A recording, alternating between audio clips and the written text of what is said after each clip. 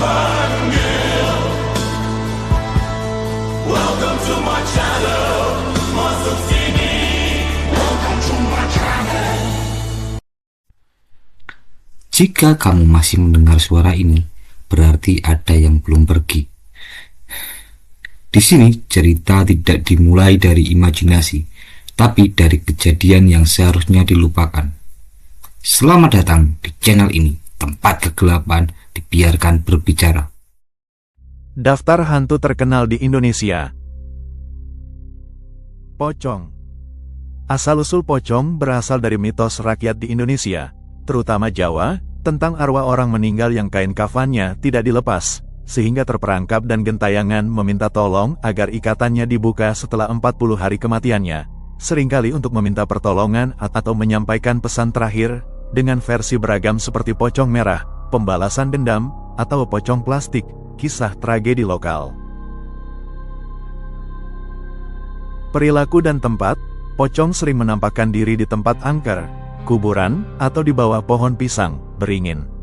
Mereka dikenal play fair, atau hanya mengganggu satu orang, 1 vs 1, daripada berkelompok.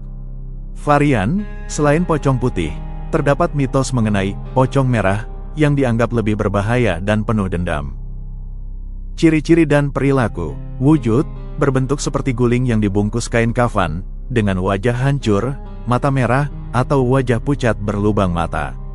Gerakan, awalnya dipercaya bergerak dengan cara melayang atau berguling, bukan melompat-lompat seperti di film, karena kakinya terikat. Lokasi, sering muncul di tempat angker seperti kuburan, pohon beringin, atau pinggir jalan sepi.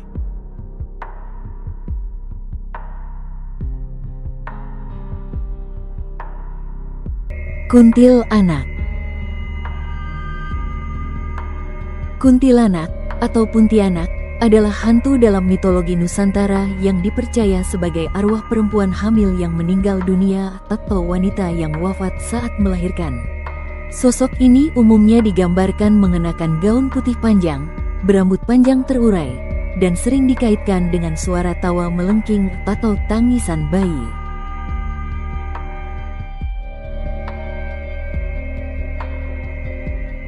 Asal-usul, nama kuntilanak berasal dari singkatan, perempuan mati beranak. Mitos ini tersebar luas di Indonesia, Malaysia, Singapura, dan Brunei.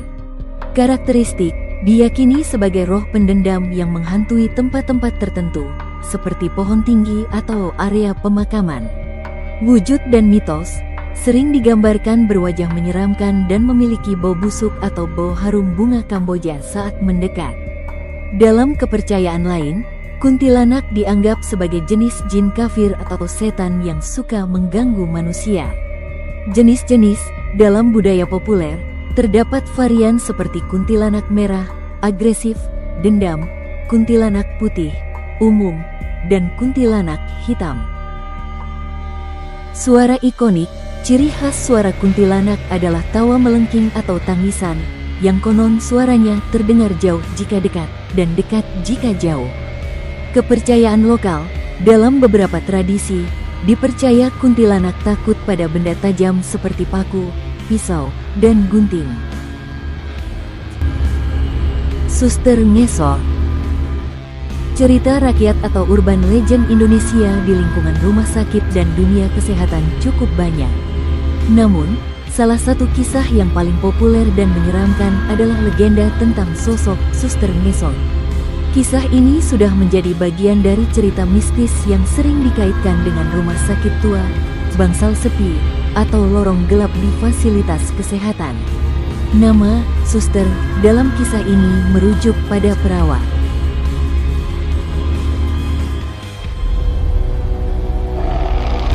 Genderuwo.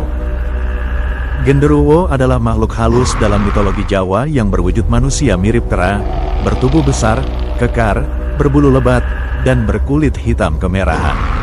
Sering menghuni tempat sepi seperti pohon besar, bangunan tua, atau batu berair. Genderuwo dipercaya bisa berwujud manusia untuk menggoda perempuan dan memiliki sifat iseng hingga cabul. Wujud dan asal digambarkan sebagai raksasa berbulu lebat dengan taring dan sorot mata tajam. Nama ini diyakini berasal dari bahasa Kawi Gandharwa yang berakar dari mitologi Hindu. Perilaku mitos dipercaya sering menggoda manusia, terutama wanita, bahkan mitos menyebutkan kemampuan mereka berhubungan intim dengan manusia.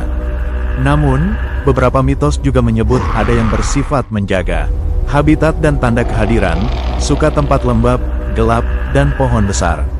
Tanda kehadirannya sering dikaitkan dengan bau singkong bakar atau kentang rebus secara tiba-tiba.